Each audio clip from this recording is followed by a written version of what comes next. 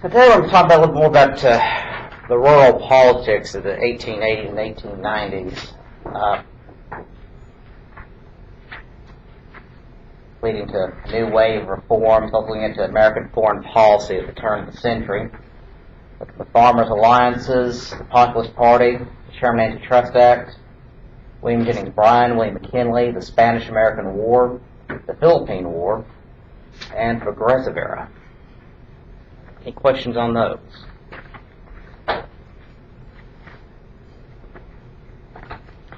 Thomas Jefferson once said, "People who labor in the earth are the chosen people of God." People who labor in the earth are the chosen people of God. So America in its first century was a farming nation, a nation of farmers, tillers of the soil. So the Great Plains turned out to be the breadbasket of the world, the American farmer feeding the world.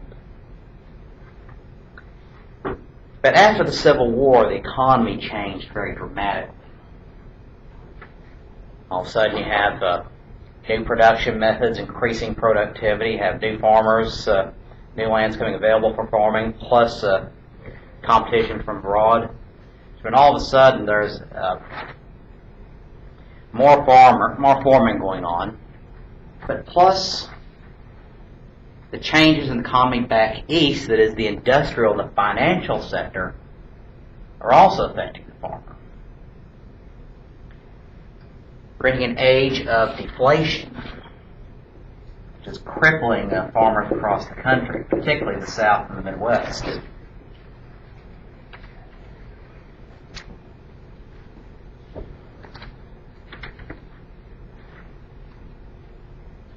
Now, deflation had entirely one thing to do had to do with manipulation of the American monetary policy. That is the gold standard.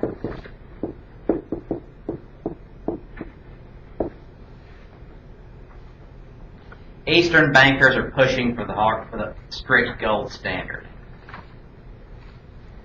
It is the value of the money in circulation to be backed strictly by gold. Very valuable, but it meant, though, money circulating around, that money can be very valuable. And if you're taking all the silver out of the market, taking the number of greenback dollars out of circulation, that's only going to increase the value of money in circulation, which meant deflation. Prices started falling. Prices started collapsing. So the numbers last time were a farmer just a generation later had to work 3 times as hard as his father just to break even.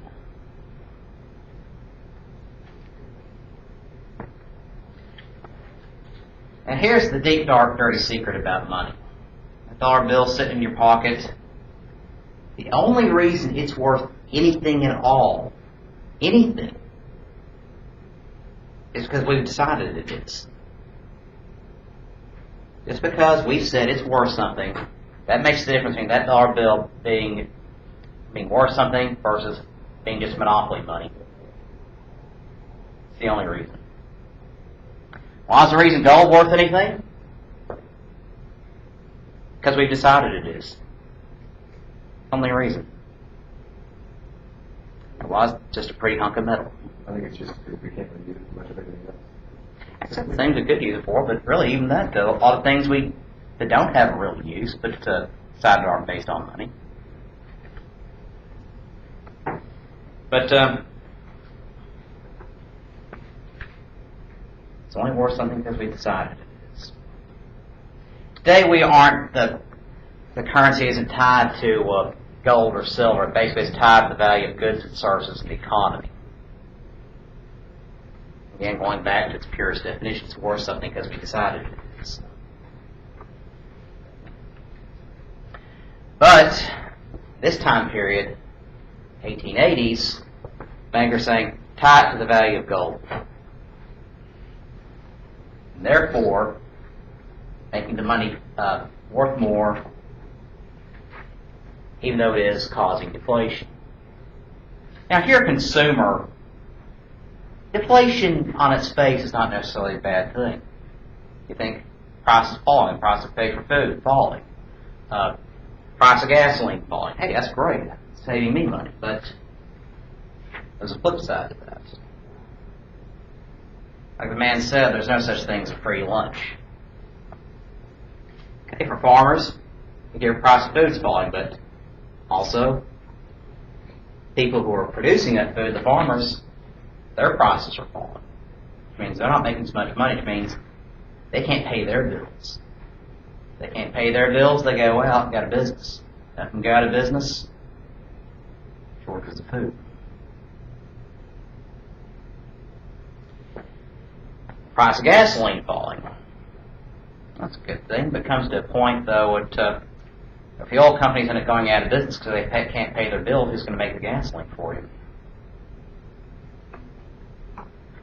This problem you end up seeing in Depression-type economies, which you see in the Great Depression, which you start seeing in the Long Depression, the 1890s, and elsewhere. Prices falling so low that companies basically can't even give away the products they're selling. So they go out of business, or they start laying people off, unemployment starts rising, economy collapses. And basically, all this is going on because of currency manipulation. By who? Eastern bankers. Why? Because the U.S. government had borrowed a ton of money from these banks during the Civil War. Bankers want that money paid back, but they can't just arbitrarily change the terms on the government. But they can change the value of the money. They make what the government's paying them back worth more. Which means they buy a few senators, they tie the bag of gold to pass a few laws restricting the number of dollars in circulation, tying it more closely to the value of gold, to the value of the dollar to the value of gold. Deflation. Bankers are making a lot of money, but a lot of people aren't.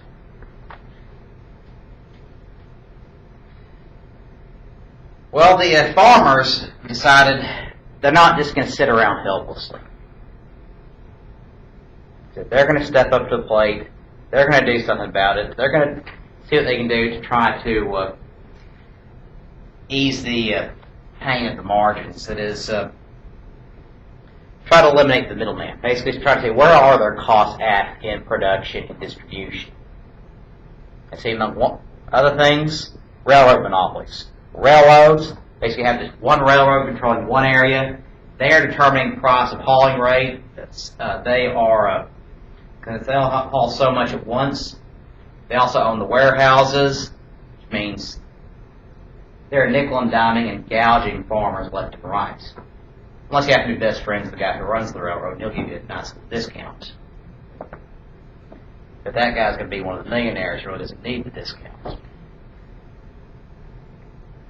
So, farmers start thinking, okay, we pass laws banning discrimination in hauling rates. Also pass laws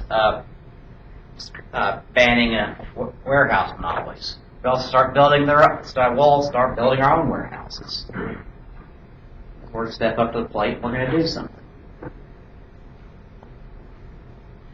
But also, the retailers that shop at, the little general stores that here and there where they buy their supplies and so forth. Well, they don't have a lot of cash on hand a lot, so they buy on credit. Well, they'll supply credit is like 30-40%. So some states have usury laws written into their constitution and their state laws. Arkansas has had a usury law for years. In fact, remember those payday lenders used to have all around town? When they went into business? Usury. It's illegal to charge high rates of interest in Arkansas. In the state constitution. And so the way they were conducting business, it turned out it was usury. High interest rates, so therefore they were illegal. But Farmers also decide to start starting their own businesses, their own retail markets. That is, they'll get together, co-ops, have their own shops that are cheaper, charging less interest, and they'll get a share of the profits. So in theory, it sounds like it's going to work. It makes sense. Here's the problem. These retailers, these warehouses, these bankers, these railroads, they've been around a while. They aren't going down without a fight. All they need to do is cut their prices a little bit, just enough, so they keep enough of their customers to stay in business. The railroads, all they need to do is contact the state legislators and state senators and call in a few favors. It gets to be a further problem because these farmers, if you run a farm, you're running a business. But it's one type of business. They know very little about running retail shops. Very different type of business.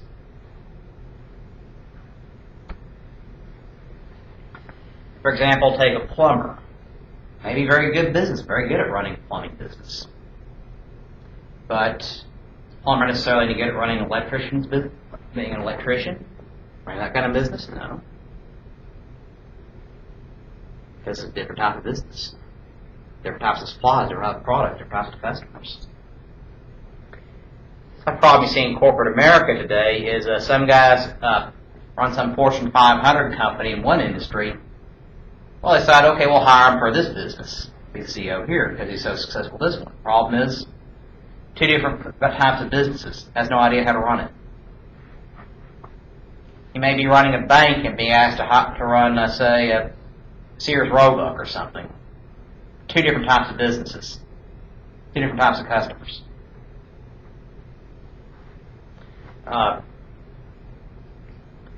Or a hedge fund manager asking him to run a chain of bookstores. They may know how to picking stocks, may know anything about selling books. Very different types of businesses. Result, business goes under. But the CEO negotiated a nice called golden parachute, where even though the company's gone bankrupt, he gets paid $1 million for his troubles. True stories. See, a chief executive officer.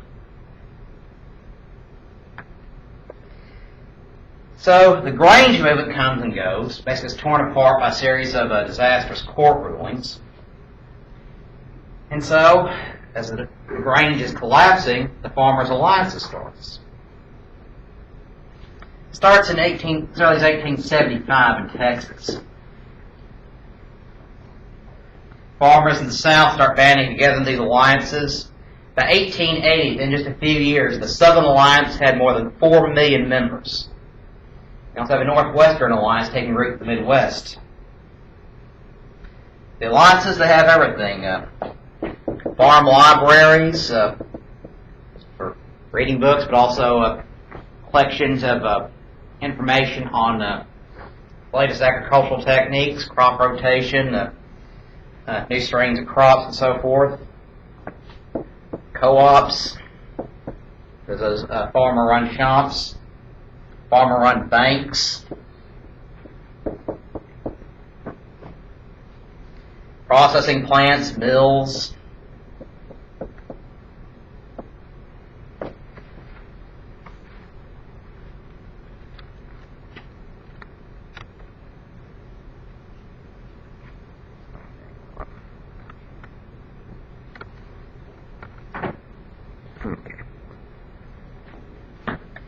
They got these processing plants, mills. Basically, everything the farmer would take to someone else to do, they start doing themselves. Trying to minimize the outside cost absolutely as much as possible. Basically trying to free them from the middleman, kept so many of them in debt. And some alliance leaders began to see their movement could transform the economy from one of competition to one of cooperation. So I'm thinking, why do we have to be in business against each other? Why do we always have to try to beat each other over the head and one person try to defeat another? Why can't we just help each other out? So leaders began lecturing to alliance members about the evils of concentrated power of corporations and banks.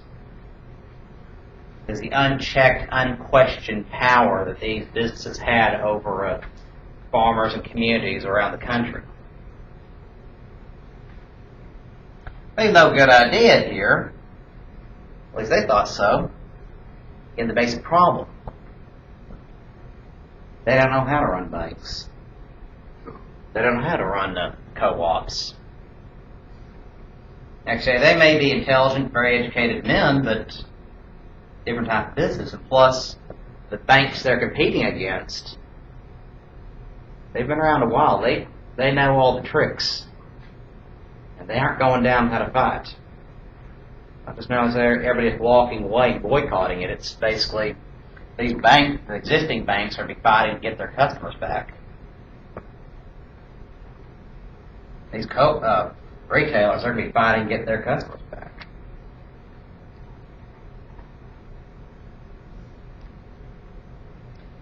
So the co-ops struggled through mismanagement, through competing markets. Some were very successful in some areas. There were some communities that these co-ops and banks really thrived. So by the end of the 1880s, the Alliance was ready to form its own political organization. So in 1890, they met at Ocala, Florida, convention, and set forth a series of political demands called the Ocala demands.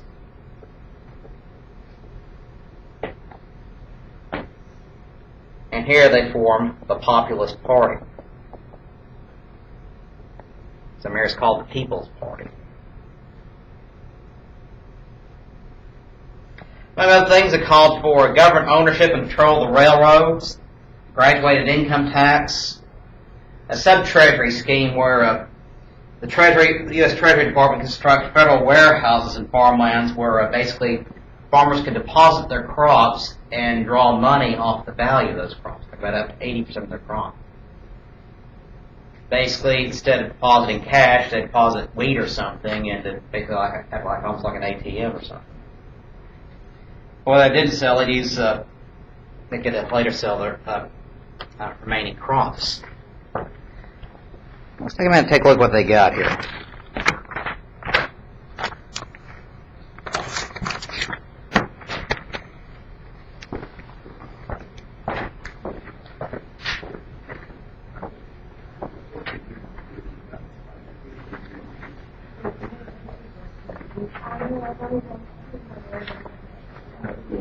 A spider? I freaked you out. Just by saying the word spider.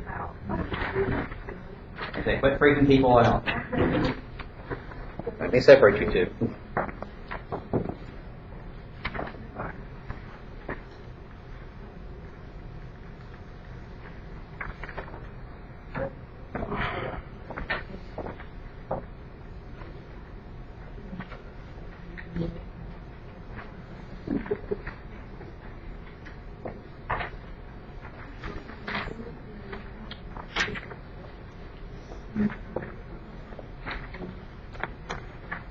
Now this is taking place across the country. The South, the Midwest, the Plains.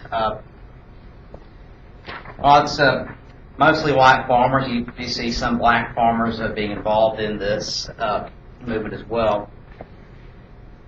They have a series of 13 demands as part of their political platform. Among them, one, we demand the abolition of national banks. That is, they're calling for a national bank as a bank that does business across state lines, saying that needs to end. Basically try to keep banks becoming larger and more powerful. Second, talk about the sub-treasuries, the depositories for our crops. They can use to draw money off of.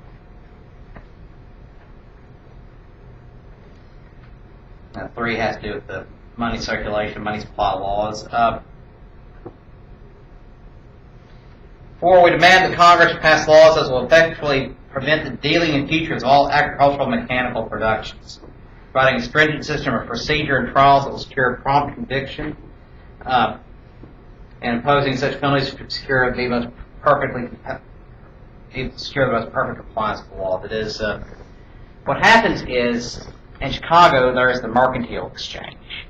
Basically, people gambling on commodities futures. Here's the old movie Trading Places. That's basically people basically betting the price of, say, wheat will rise or fall, buying shares of it accordingly. Beef futures, corn, whatever else. Basically, every type of commodity product imaginable. Except people making a fortune on it. But it's also determining what the price of the products you're going to pay are going to be, plus the price that farmers are going to get for their crops. So they're saying no more speculation on that.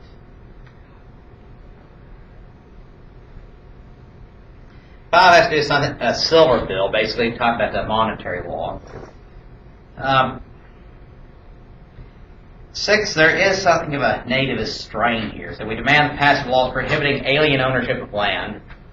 It is immigrants. So I'm not talking about little green men from Mars or anything like that. And the Congress take prompt action to devise some plan to obtain all lands now owned by aliens and foreign syndicates, that is foreign corporations, and that all lands now held by railroads and other corporations in excess such that is actually used needed by them be claimed by the government held for actual settlers only. They're talking about that those miles and miles of frontage land, that those hundreds of thousands of acres of frontage land that railroads were given that they never used. Basically renting out or holding and selling, saying give that back to the farmer. Believing the doctrine of equal rights to all and special privileges to none, we demand that our national legislation be so framed in the future as to not build up one industry at the expense of the other. Demand a removal of the existing heavy tariff and the necessities of life that our poor of our land must have. Again, President Cleveland had been talking about that. Tariff debate. For the demand a just and equitable system of graduated tax on incomes. It is graduated income tax to collect revenue for the federal government. They recognize that by 1890s the lands of the U.S. government are running out, and they're going to have to switch to some other system of taxation in the future. Because all that revenue, the government taking off land sales, this isn't going to be there.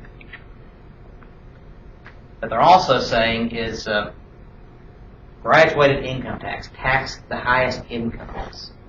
Just try to prevent this class system from taking root in the United States. We have this permanent overclass combined itself with lower classes.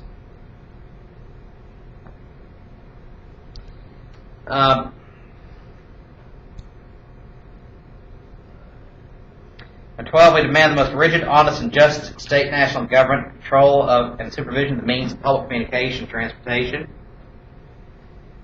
And if this control and supervision does not remove the abuse now existing, we demand government ownership of such means of communication and transportation. That is, regulation oversight of telegraphs and railroads. That is to curb their abuses. That is, believing that since they have such great control over the lives and economic well-being of farmers, that the government must step in and regulate and oversee it to make sure it's being run fairly. And if that didn't fix it, they said outright government takeovers of these industries. It is public ownership of the telegraph companies, public ownership of all the railroads.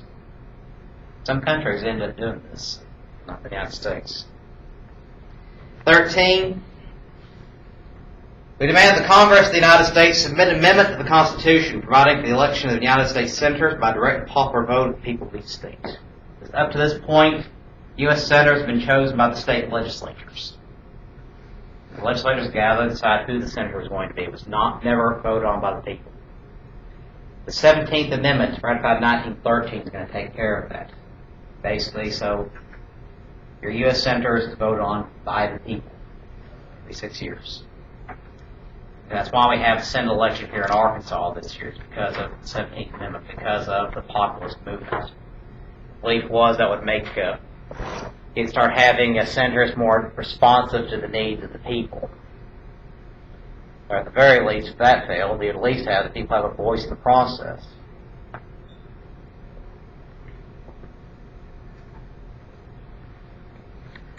Initially, the Populist Party and Populist Party sympathizers were doing very well. Alliance-led candidates won a majority in 12 state legislatures. They won 6 governorships, won 50 seats in Congress in the 1890 election. So the Republican-led Congress in 1890 passed a series of laws that ended up basically alienating a lot of people across the country. You have the McKinley Tariff Act.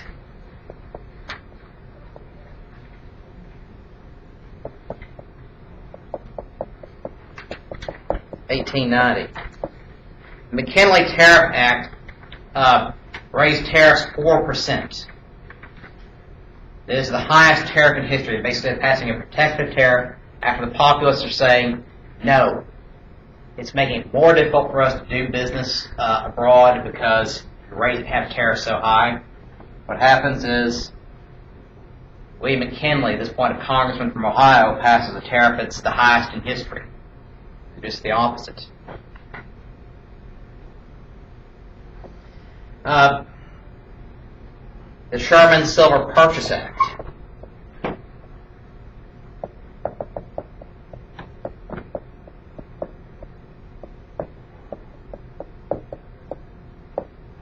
Basically, it's an attempt to reach a compromise with those demanding the strict silver standard, as versus the gold standard. It's saying the government will purchase some silver to base value of the currency on. Well, basically, trying to alleviate the effects of deflation. But the problem was it wasn't enough for the populace and farmers on the plains. It was basically just a token gesture. The gold standard is still in place. Deflation is still a problem. Basically, by the standards of the farmers, it was like giving an aspirin to a cancer patient. Did nothing.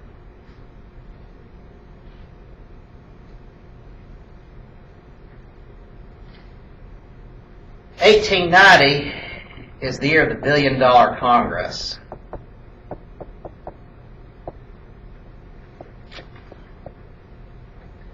For the first time in history, Congress spent $1 billion in a year. They thought the spending is getting out of control, it's a disaster, but Congress today spends $1 billion an hour.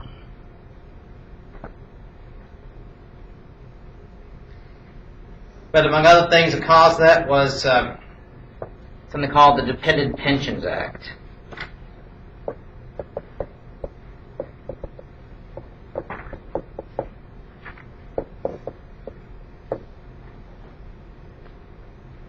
The Dependent Pensions Act granted the Union Army veterans, widows, and their children a sum of about $6 to $12 a month. Basically a pension for those who had served in the Army during the war.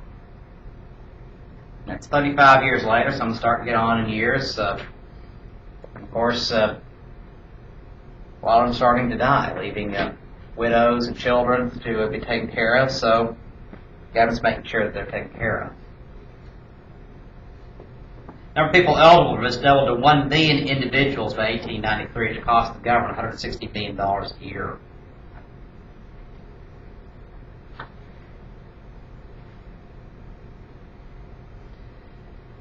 The Sherman Antitrust Act was passed that year with very little opposition. It was actually the first federal attempt to deal with the big business and declared that every trust was in strain of trade or commerce.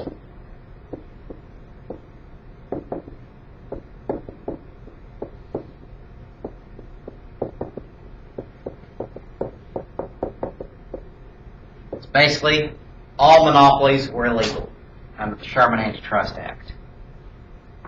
Here's the problem, though. It has very little, it doesn't have very much many teeth to it. Not a lot of means to enforce it. Basically, this Congress is saying monopolies are bad, but not really giving the federal government the power to do anything about it. But what ended up happening, though, was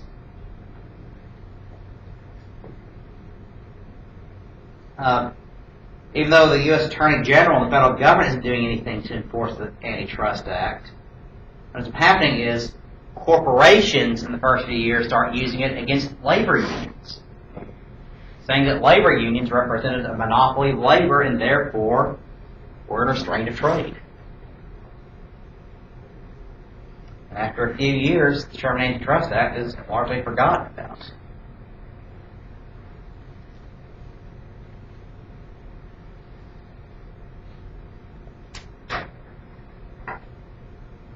But in the long run, it's going to lead to stiffer regulation of monopolies. Monopolies start being broken up by the 20th century, but at this point, it's basically empty statements.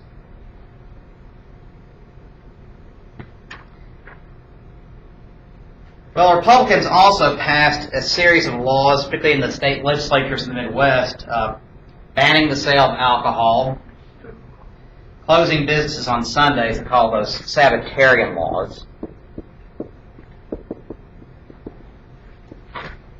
The step to try to keep the Sabbath day holy. In the South, those used to be called blue laws. Yeah. Basically, mandating that all shops be closed on Sundays in order to observe the Sabbath. Only really since the 1960s, 1970s, a lot of those laws basically been lifted. Even today, a lot of people aren't really used to shopping much on Sundays. Their stores have very restricted hours, but in a town like El Dorado, Arkansas, on Sunday mornings and Sunday evenings, where most of their paying customers are going to be at church.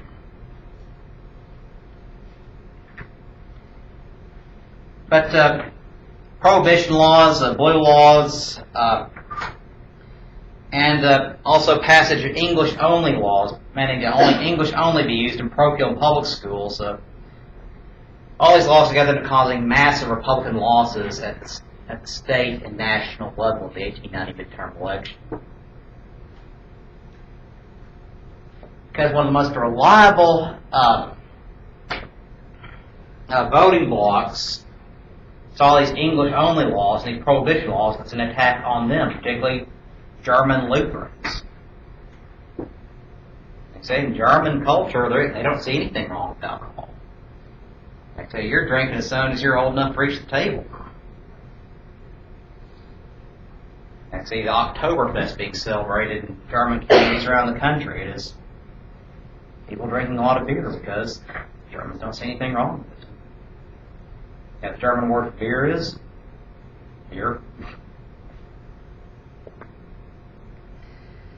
So these German Lutherans are sensing these laws as an attack on them, saying you can't speak German, you can only speak English. Can't drink. We're going to tell you how you have to worship. They saw this as a deep attack on them, so they reacted very strongly against them. So the Republicans end up losing 78 seats in Congress that year. One of their biggest losses ever. Nebraska ended up electing a Democratic governor for the first time ever. McKinley, the author of this tariff, went down to defeat. So you get to the election of 1892, populists feeling pretty good about themselves.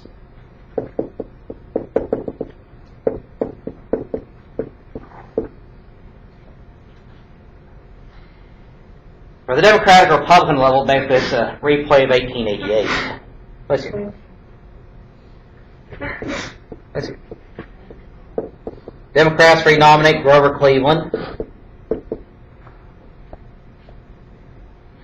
And the Republicans renominate the President Benjamin Harrison.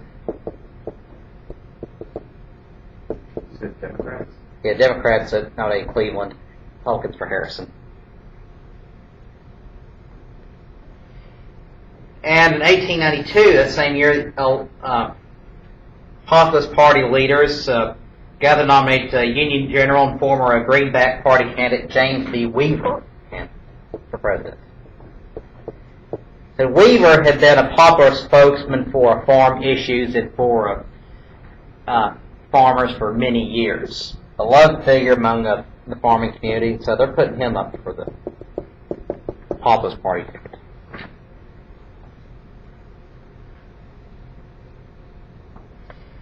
Now, farmers wanted reform, not revolution. They wanted positive government action from the current framework of government. So the farmers have very serious grievances, but they don't think that some kind of mass revolution is what they need. They just want a few changes here and there. Switch a few things around, everything will be fine, then go back about their lives. Now, Cleveland, interesting thing about Cleveland, he's nominated by the Democrats for president 3 times. He's elected only 2 terms. This time he wins convincingly. Gets 46.1% of the vote, 277 electoral votes, 43% for Harrison, 145 electoral votes. Weaver pulls in over 1 million votes and carries 6 Western Plains states, so getting 8.5% of the popular vote, 22 electoral votes. This goes to Cleveland fairly easily.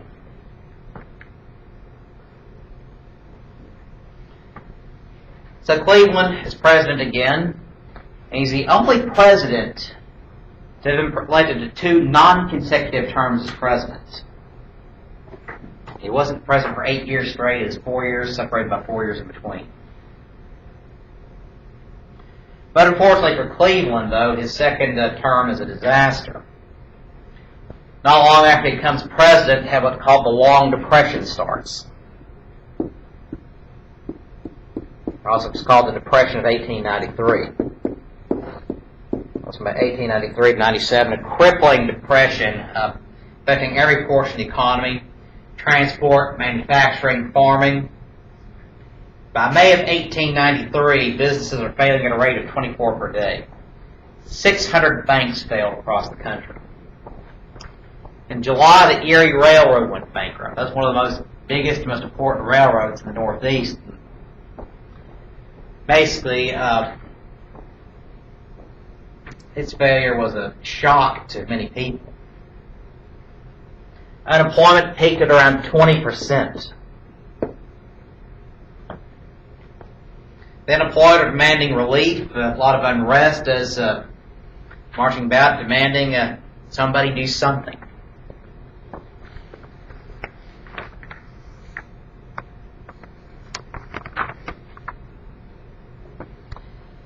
The United Mine Workers Union has a very violent strike that year. Most of the mine strikes are very violent. Case, United Mine Workers, which was formed in 1890, 1894, they're calling for a strike for all bituminous coal workers.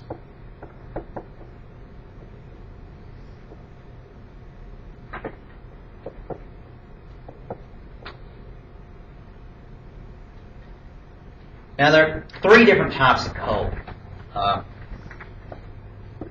Bituminous, that's the term the geologists use. Anthracite, and lignite.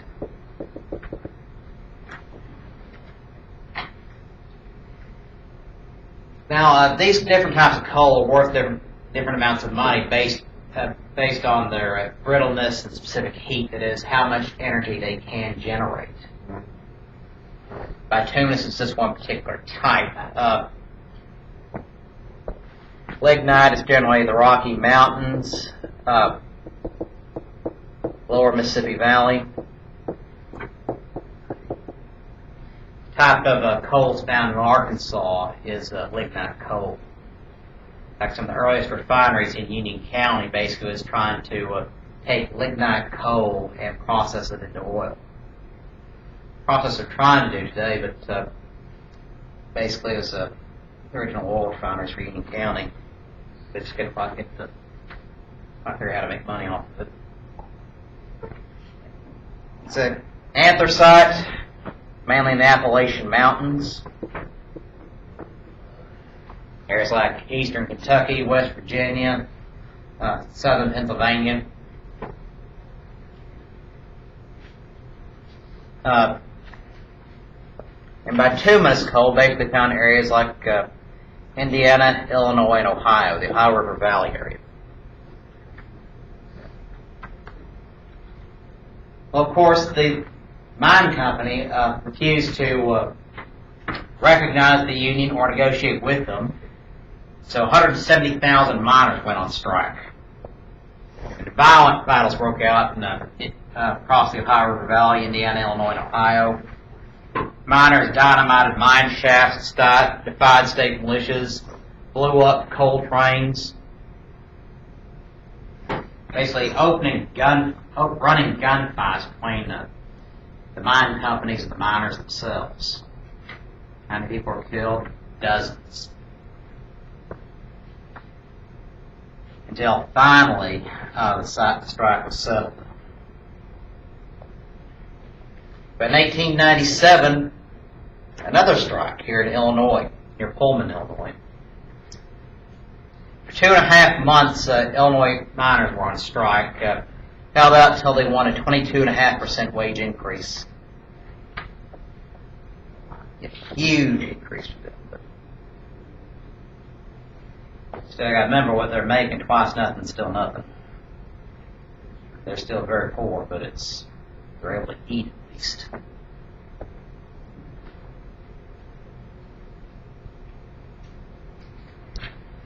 Well, the effects of the Depression forced Cleveland to repeal the Sherman Civil Purchase Act in 1893. Stabilized the economy to some extent, but it devastated the Democrats. Because the Democrats are working with two different constituencies: factory workers in the East, farmers in the Midwest. They couldn't do one without hurting the other, because their needs are so different. But in the midst of all this, it's a time when a country needs leadership. The president needs to be able to assure the nation, be able to work with business, to work with the workers. The problem is he can't. See, 1894, Cleveland's shaving one morning and notices a strange growth on the roof of his mouth. Goes to the doctor about it, turns out it's cancer. 1890s, there wasn't a lot they could do for cancer. No such thing as radiation treatments, no such thing as chemotherapy. Basically, cancer, they tell you, basically get your affairs in order.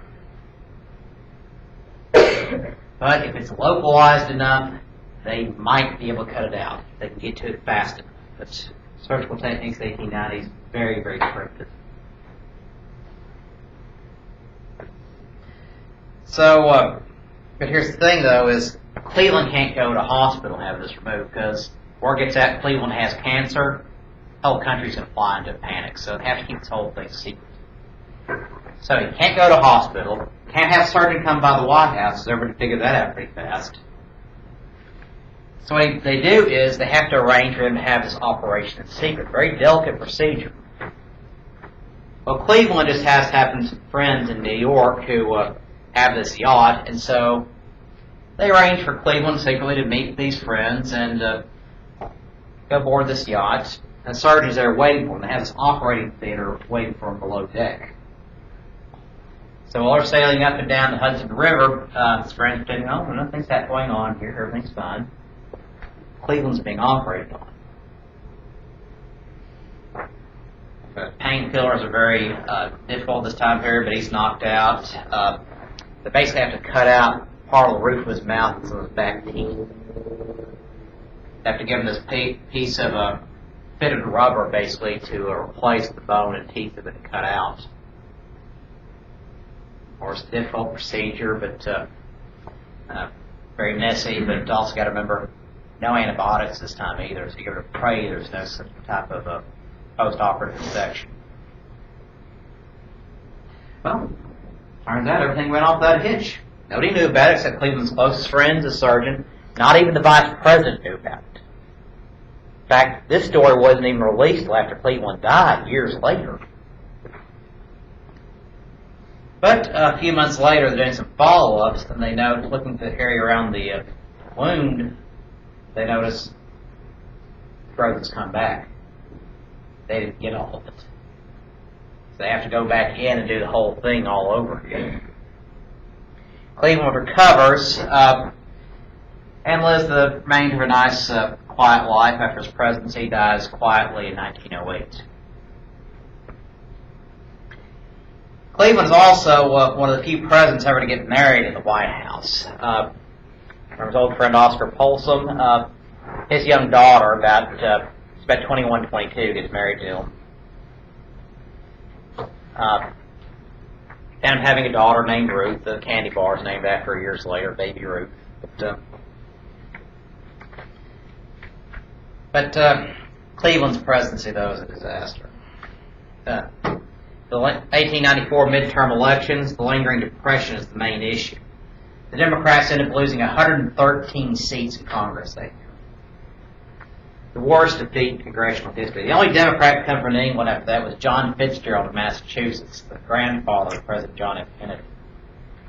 Democrats lost in portions of the South. They're annihilated in the Midwest.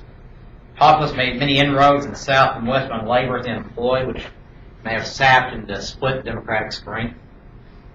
But the Populists, only managed to elect 4 senators and 4 congressmen. In the Midwest, populist vote totals doubled, but rose only about 7%. And so the disenchanted are turning now to the Republicans. And Cleveland's becoming a scapegoat for the country. What's happening, though, is because of the long depression, Americans were willing to accept doctrines of national authority and activism championed by the Republicans at this point, which meant a growing acceptance for government intervention in the economy. And so the relative balance in the country ends. The Republicans end up dominating the political scene for the next decade. Well, 1896, the Democratic Convention is tumultuous. You have a split convention. The majority, the South and the West, calling for an income tax, stricter control of railroads and trusts, tariff reduction, and free silver. There's monetization of silver at the ratio of 16 to 1. Price of gold and silver 16 to 1. But the minority report from Eastern delegates coming against free silver, because remember, in the East, factory workers, people living in the city. But the farmers are calling for inflation to cure deflation, basically to raise their prices. That means for factory workers, prices on the food they buy is rising. Inflation hurts them. So they're coming out against the silver monetization. One of the steps in, William Jennings Bryan. He's 36, young Nebraska congressman and a correspondent for Nebraska newspapers. See him here on page 674.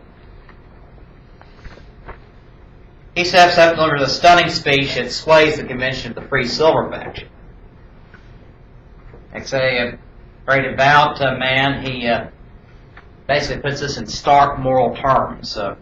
Declares the convention, you shall not crucify mankind on a cross of gold. And he can end to the gold standard and go to the 16 to 1 silver ratio. But the cross of gold speech ends in the nomination by both the Democrats and the Populists. The Populists trying to fuse the Democrats, who seem to be most sympathetic towards their ideas, check their platform. They basically end up nominating their own vice president, basically hoping to get at least the vice presidency in the Electoral College. And their VP was Tom Watson of Georgia. Well, the Republicans, after the 1894 midterm elections, are feeling pretty good about themselves. So they nominate William McKinley, who is now governor of Ohio. He won the governorship in 1894. And try to make the tariff the main issue of the campaign. They opposed silver coinage and prompting 34 Midwestern Mountain State delegates to leave the convention and join the Democrats.